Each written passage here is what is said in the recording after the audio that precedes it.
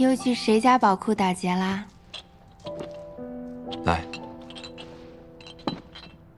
快把这个吃了。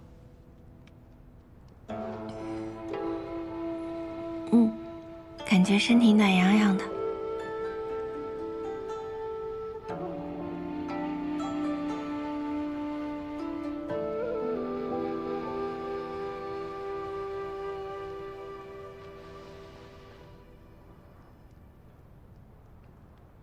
你还有多少伤？这儿，还有这儿，好多伤。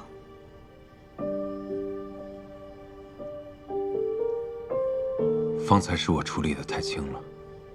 如果知道那些东西这样伤你，就应该让他们死得惨一点。好啦，别生气了。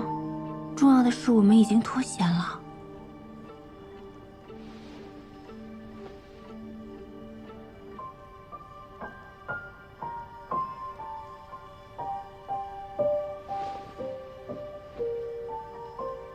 今天的事情，让你害怕了没？不怕。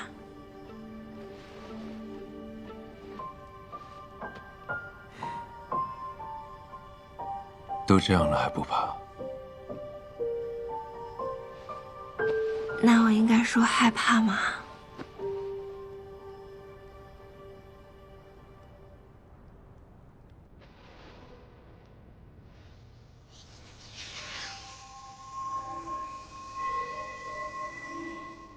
你看，你的伤口愈合的还不错。可是我还有好多内伤呢。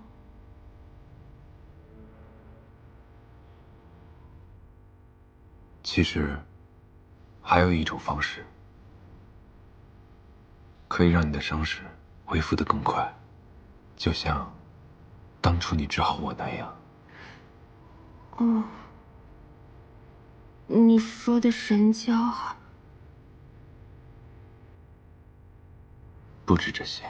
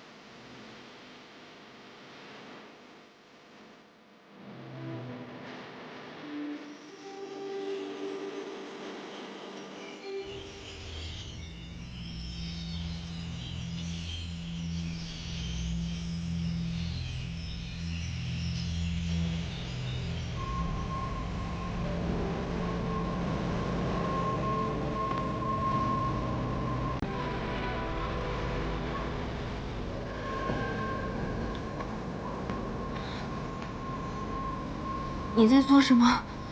我要被烧死了！这就是我日日夜夜在承受的灼烧之痛。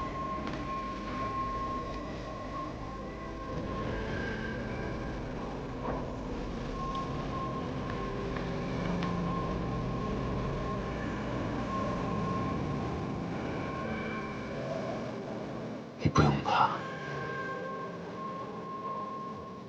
有我在这里，以后不会有任何人能伤你。这样的疼痛也不会再有。你若是疼痛难忍，可以向我倾诉，不需忍着。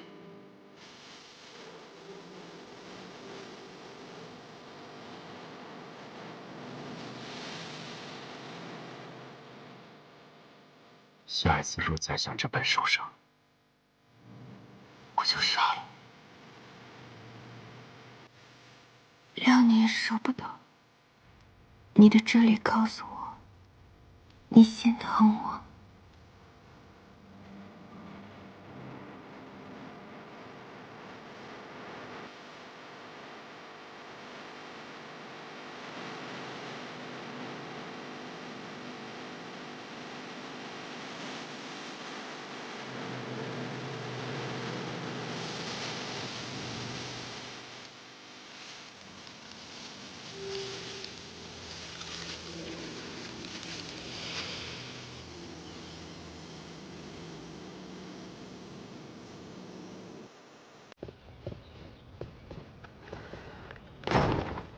庭燕，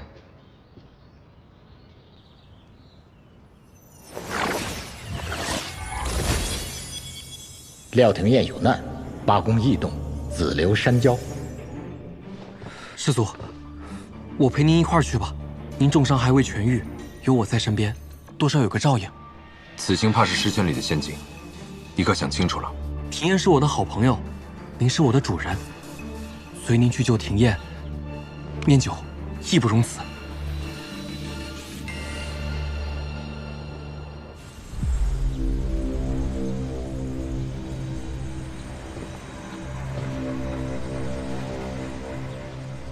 你站在那干嘛？少公主，衣服做好了，您试一试吧。有什么好试的？可这衣服，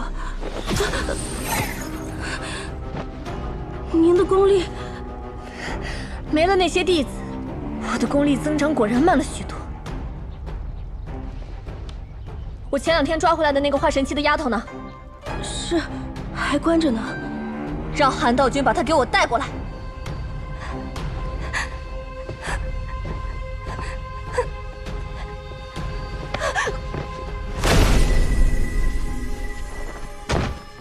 庭燕，庭燕。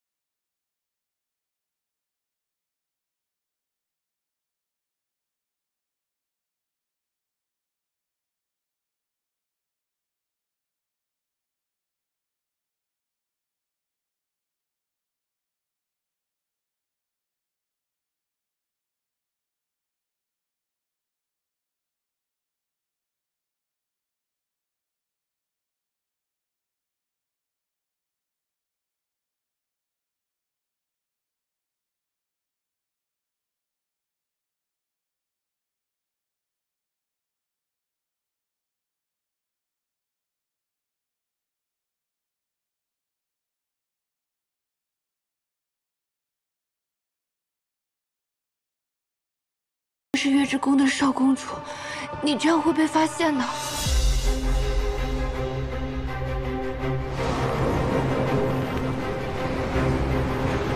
前面就是紫流山庄，我儿就在那里。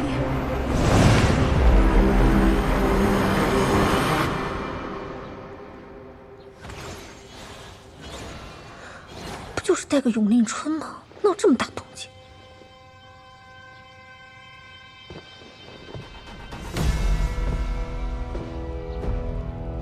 大胆！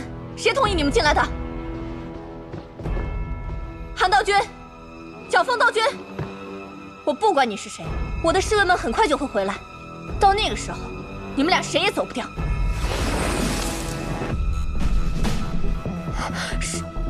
师祖。廖天烟，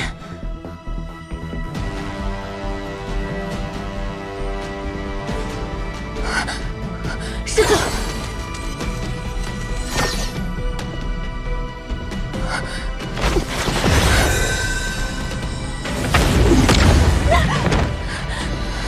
师祖，你不要过来！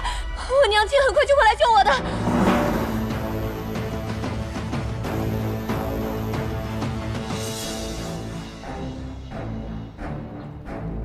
他们已经来了。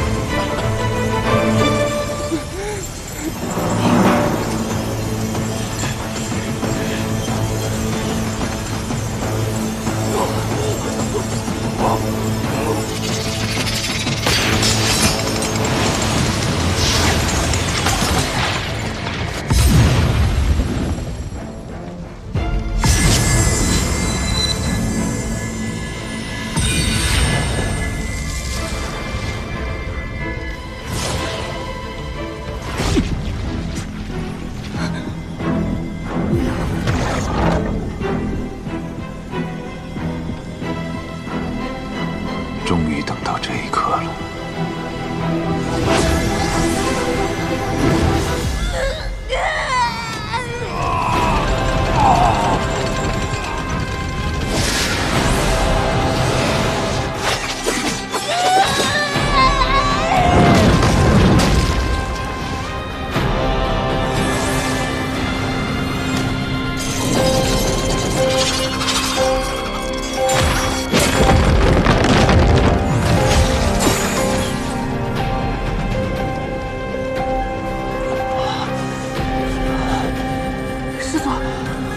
好吗？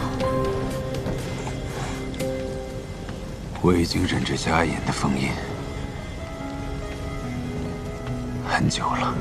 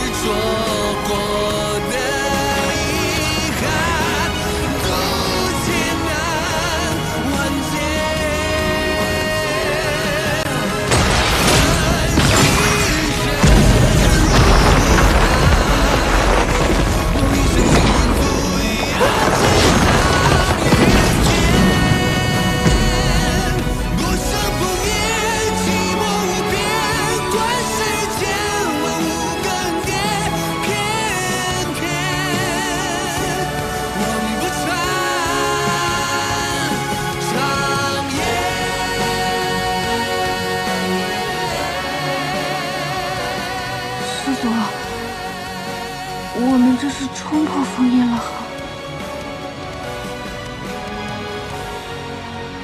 没错，那就好。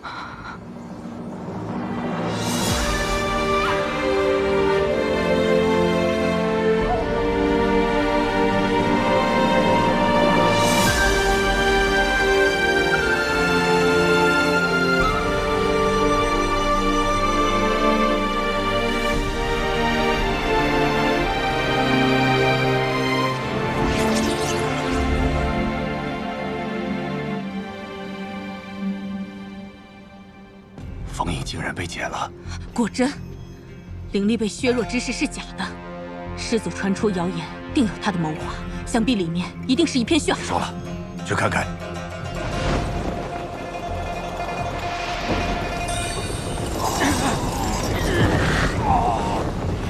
你看他们每一个人，走出去都是令人畏惧的大难。你看看他们现在的样子，多可笑！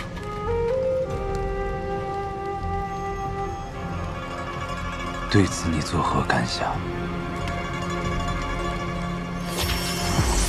你的腰好细。什么？我觉得你可能是被关久了，饿成这样的。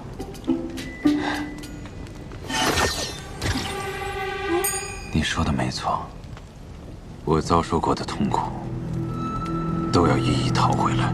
我可没这样说啊！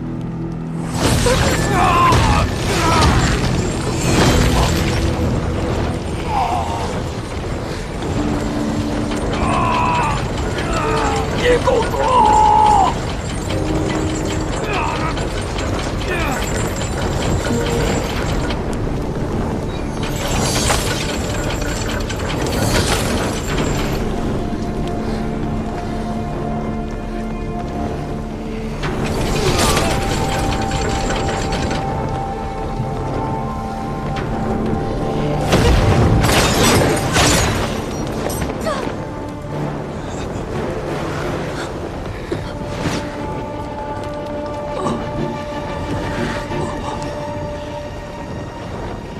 师祖，我不用给您陪葬了哈。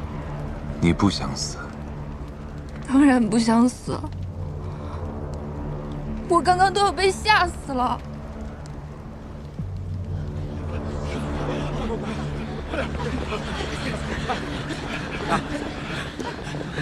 师祖出关了！什么？快快快！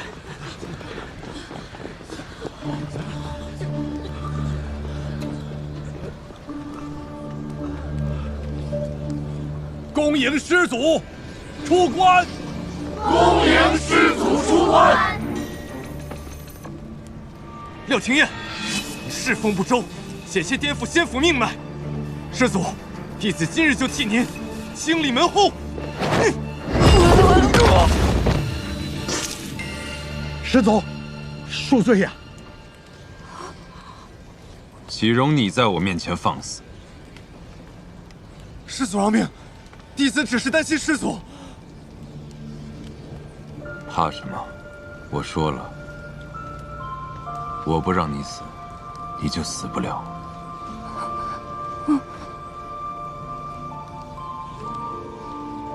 这位弟子是四世之宫的吗？竟得师祖如此青睐。我也从未见过这位弟子。师祖之前可是对我们宋剑山的弟子大开杀戒，怎么偏偏留下个修为低劣的3灵根弟子？有何用处？当初送弟子入山之时，抱着何种心思，自己心里最清楚。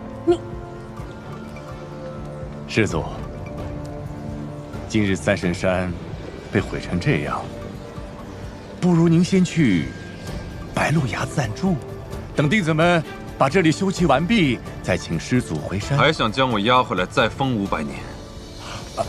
师祖您误会了，我是……行了。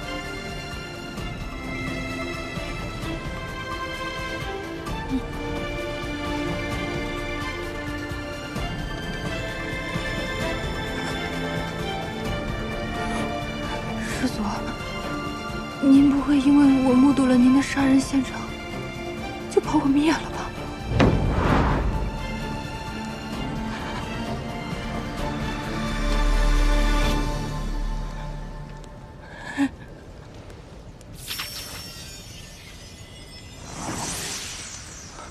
你在想什么？师祖，您要杀就杀吧，别玩我心态了。如果杀累了，要不就回去洗洗睡了吧。那便依你。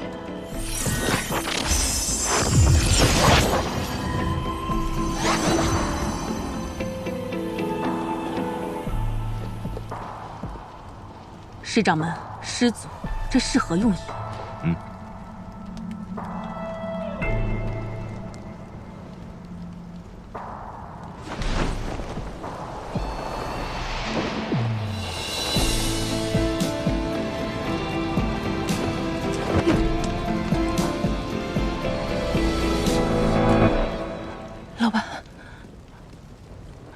师祖，我还想活，您千万别杀我。那便留你一命。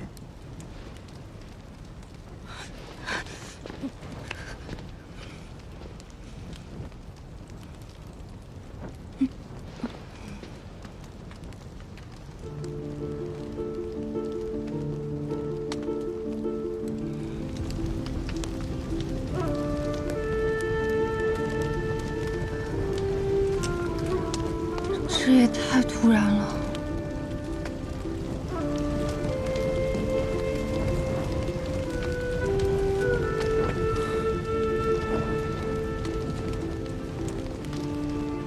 突然吗？我为这一刻已经准备了500年，以8大宫直系血脉为我解开封印结界。这方法我一直都知道。但难题在于，如何凑齐8宫血脉为我解封？我出不去，只能让他们进来。我将灵火炼出分身，增进修为，为的就是点燃8大宫心中的恐惧。师祖，息怒啊！师祖息怒！他们恐我冲破封印结界，自会派人进山。弟子婉玲，仰慕师祖风采，愿侍奉师祖。一旦送进山的弟子丧命，他们便会因畏惧之心蠢蠢欲动。师祖怕是还记着昔日的恩怨。让我们先下手为强。你去把塔外的结界消了，老鼠会顺着缝隙溜进来。而这第一个新月夜，就是我最虚弱的时候。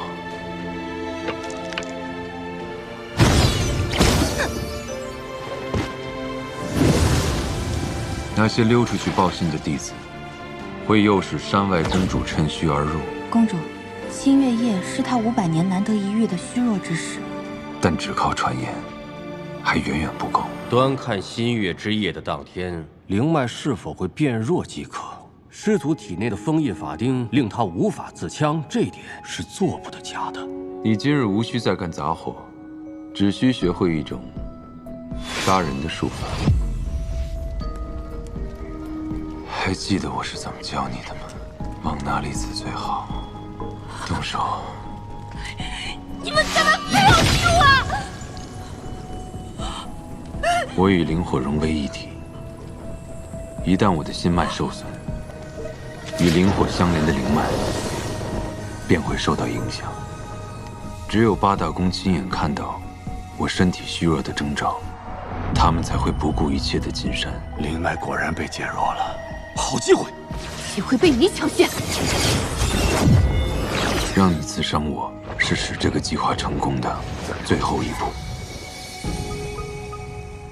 那您自己捅自己一刀不就行了吗？干嘛要我动手啊？庚辰仙府那些老东西，怕我在三圣山与这仙府的灵力同归于尽，在封印我的钉子上加了禁制，让我无法自强。所以这一剑要由你来刺。再者，不给你这个机会，怎能让我彻底辨别你当真无害我之心？拿自己的命当赌注，您可真是一个狠人。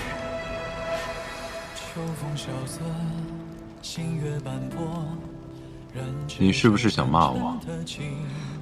没有啊。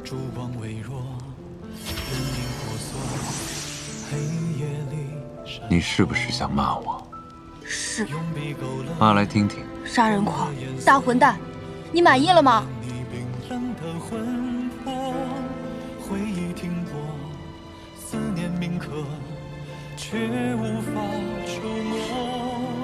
那你是否想杀我？不想。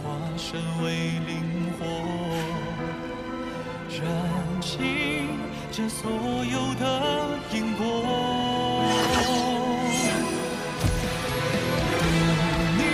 你不是困了吗？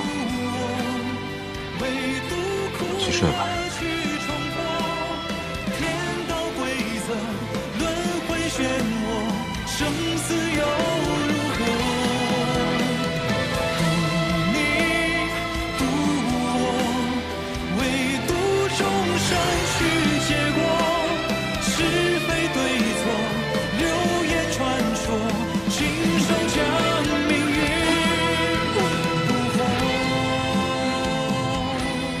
又狗过了一天。为我，为了伤口的愈合，沧海浑浊，雨天一波，成全着的我。你为我，为了晨曦的投射。司马交在这里被封了整整500年。现在终于出来了，为什么他看起来并不开心呢？这仙府定藏了不少秘密，再让那群人苟延残喘些时日。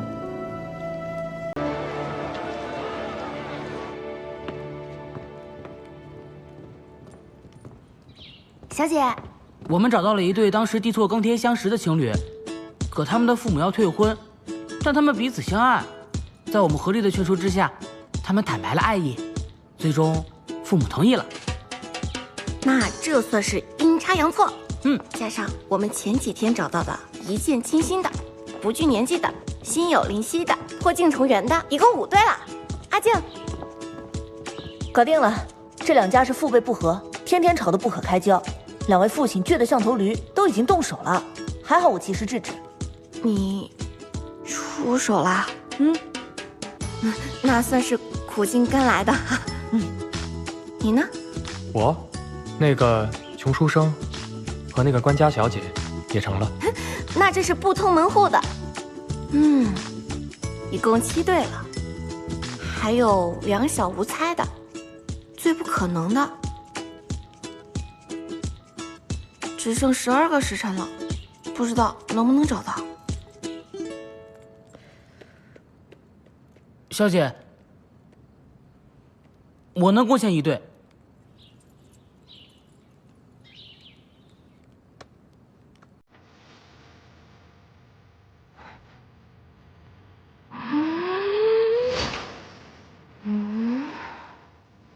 我们不就是2小无猜吗？红豆，你愿意嫁给我吗？连理。你到底愿不愿意吗？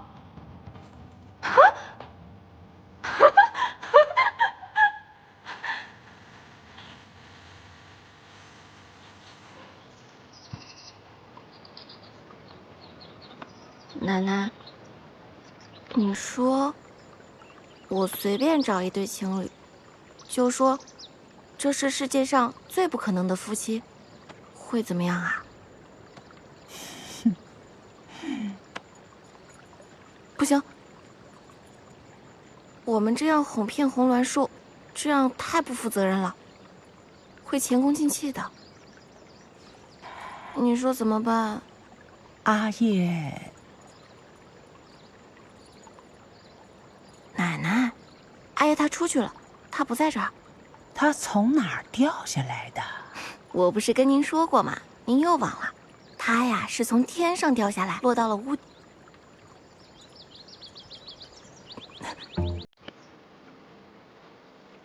天上最不可能的情侣，我找到了。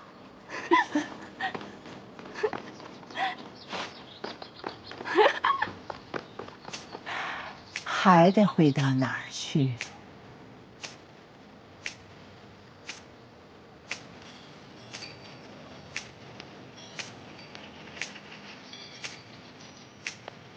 我们是最不可能的情侣。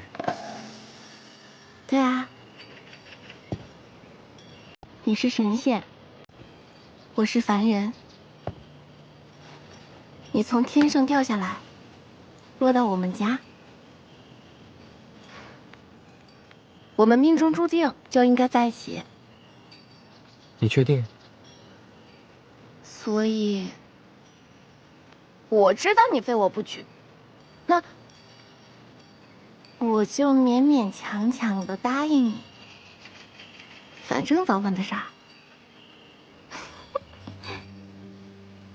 小雅，我什么事情都可以答应你，唯独这件事情不行。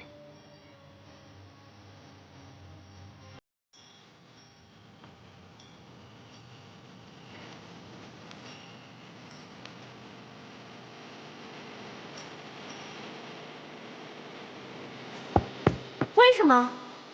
没有为什么。什么没有为什么？我不明白。你不需要明白。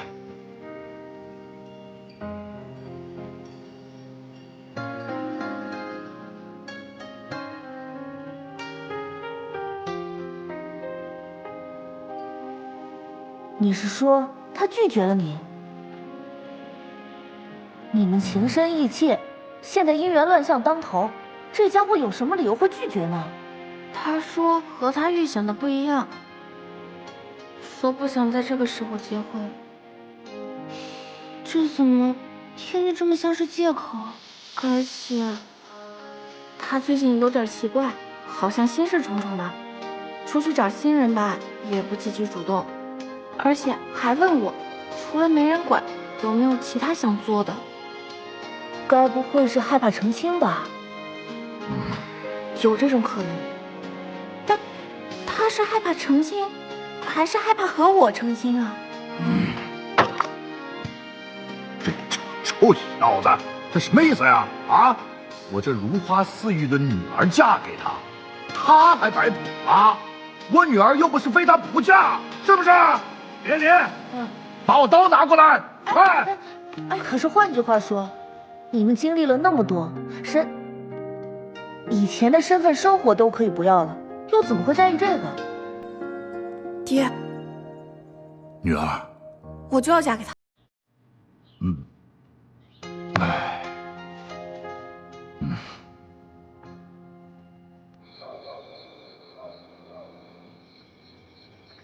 小姐，这样真的好吗？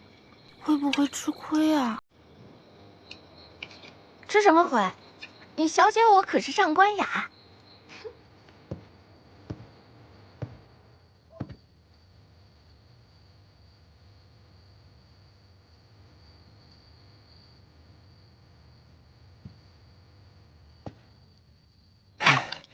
什么？小雅要用这招逼楚叶就范？那万一楚叶不答应怎么办？这怎么可能？生米煮成熟饭，他还舍得委屈小雅？除非他真不喜欢小雅了，还差不多。可是我看他们两个的感情，分明还是很深的呀。哎呀，事情没有你想这么简单。我没有把事情想得很简单。你看，楚叶跟小雅本来就是两情相悦，只是楚叶在这种重大的事情上略有迟疑，需要人推他一把。以楚叶这么负责的性格，明天早上起床一定会对小雅负责。到时候姻缘乱象迎刃而解，两个人幸福美满的生活在一起，这种两全其美的好事，何乐而不为呢？他们不可能在一起的。为什么不可能？因为有些事情不能勉强，不行就是不行。什么意思？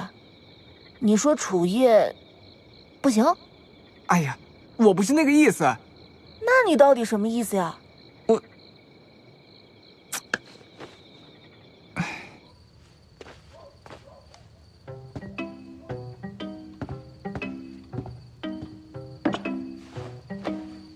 这菜真不错，我们喝点吧。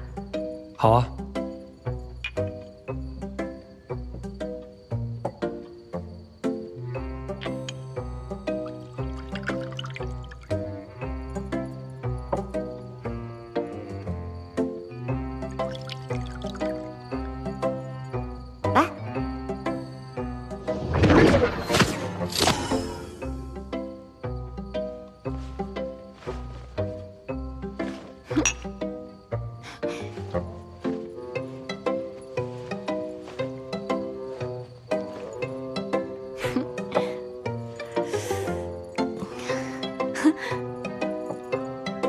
也不知道小姐把主页公子搞定了没有。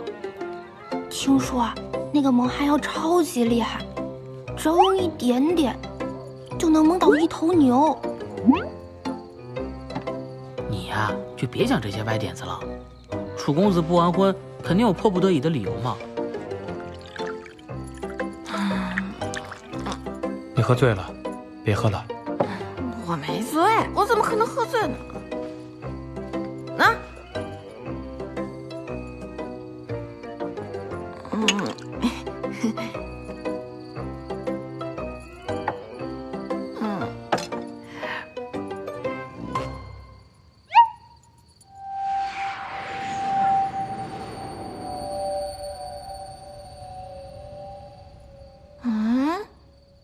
你怎么还没醉？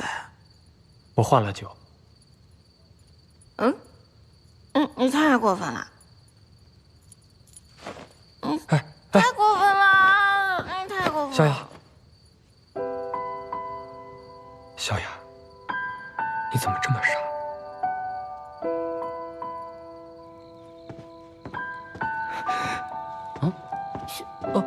小姐，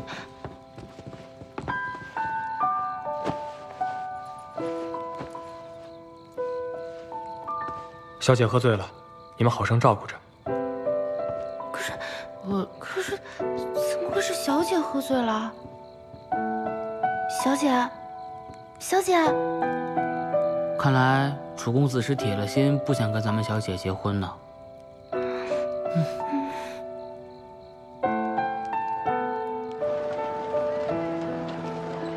所以他识破了你的诡计，换了酒，又把你送回了房间。就算没听说过春宵一刻值千金，也不至于这么不解风情吧？阿静，我从来没像现在这么迷茫过。姻缘乱象摆在面前，解决方法也摆在面前，只要他答应和我完婚，一切都能解决。你说，他是不是不喜欢我了呀？或者他舍不得放弃做神仙这件事儿，姻缘乱象一解决，他就面临着这个选择，所以才一而再再而三的拒绝你。反正说到底，我就是没有他当神仙重要呗。时间有限，要不你再找一对。说得轻巧，这救活红鸾树要求是真爱。真爱。我们在这么特殊的日子成亲又能救活红鸾树，为什么他不同意啊？那你说怎么办？哎呀，不知道，我不知道该怎么办。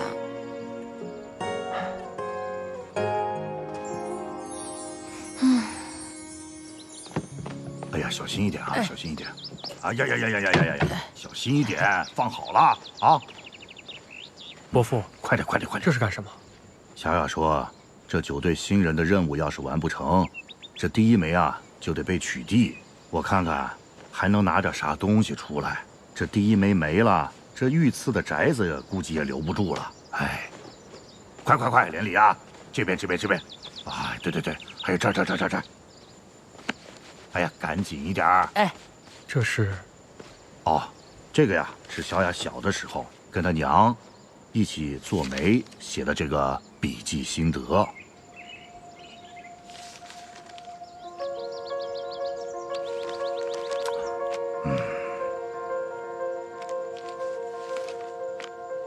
成为天下最好的媒人，让有情人终成眷属。哎，行了，别看了啊，这媒人都做不成了，这个呀看了只能徒伤悲啊！哎呀，收起来吧。来，跟我到那边，把那边再弄一弄啊！快，过来！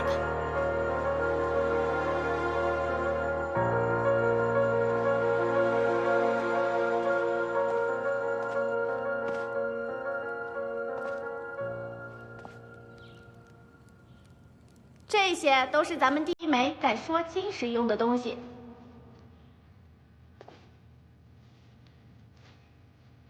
这是什么？这个呀叫同心锁，寓意夫妻永结同心。以后这种事儿还是我来吧。这个像你，这个像你，好吧？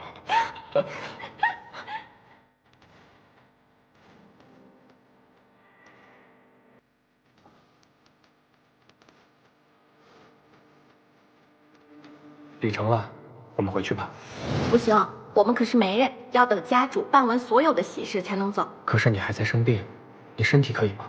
当然可以啦，这心情好了，所有病都好了。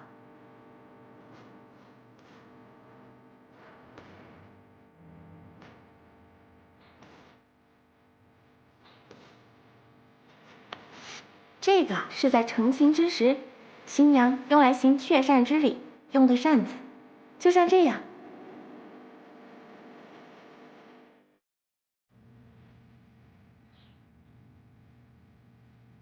小雅，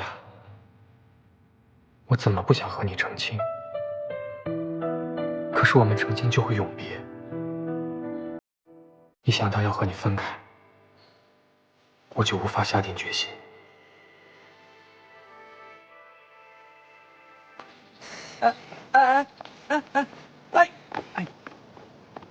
你今天说也得说，不说也得说，你横说都得说，不如给个痛快话。你那天说他俩不能在一起，到底怎么回事？哎呦，我说什么有用吗？楚月他自己不想结婚，就算你们知道原因，那又改变得了什么呢？你不说怎么知道没有用啊？也许你说了什么都能改变了呢。你个大男人磨磨唧唧的像个什么？小雅都哭了一宿了。好了，我说还不行吗？唉，事情是这样的，一旦姻缘乱象解决了，楚月就要回到天界，即便他白白想留在人间，小雅也会失去对他的所有记忆，不会再记得了。哎，阿静。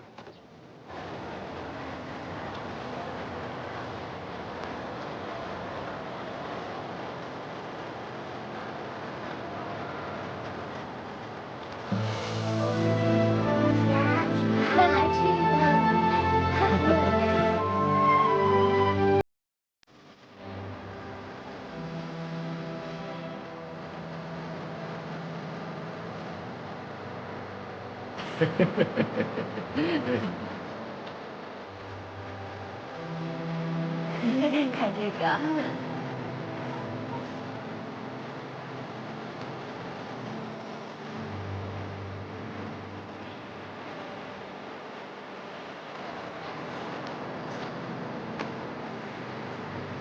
你现在什么打算？他们都是最普通的凡人，都有生老病死，只有短短几十年的寿命，可他们却依然幸福快乐。以前你说感情是最虚无缥缈的东西，你从来不会为情所动。你看，人生的情爱不是没有意义的，人是需要这种感情的，它无法描述，也无法形容，但刻骨铭心。他们都能追求自己想要的感情，为什么你反而要瞻前顾后？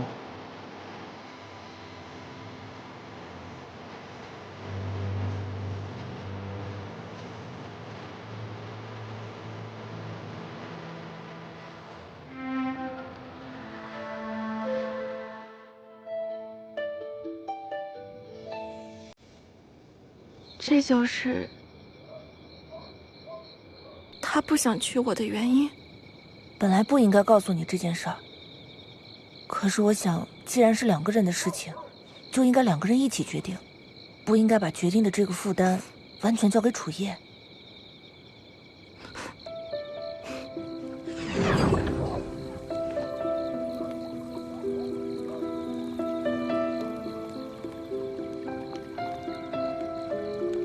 这样的求婚，希望他能喜欢，这也算没有遗憾了。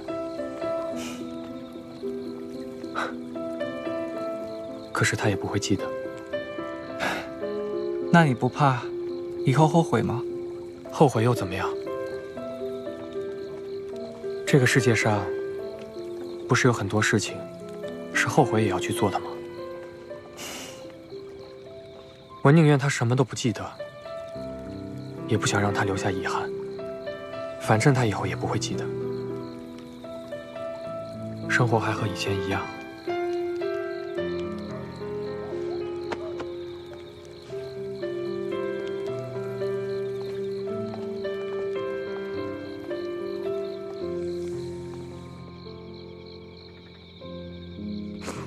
那如果有一天没人管和我，你只能选一个呢？我不会走，无论发生什么我都不会走。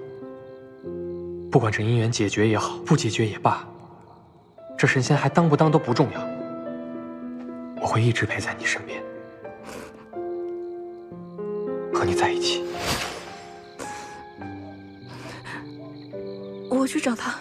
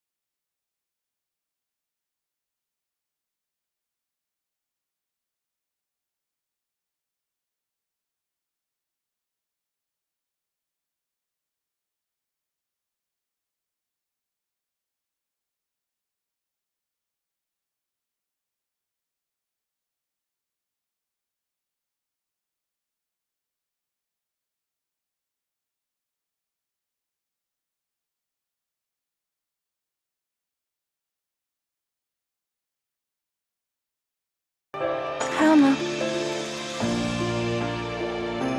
我现在想通了，我想娶你为妻。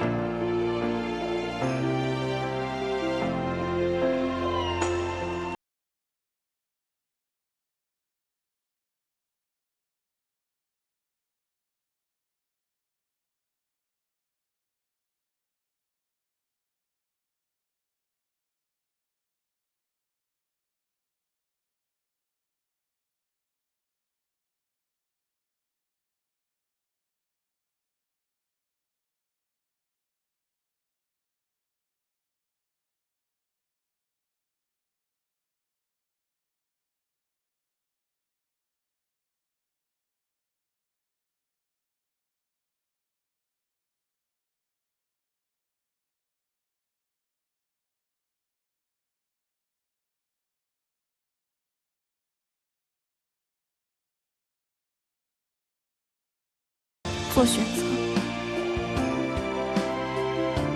我选你。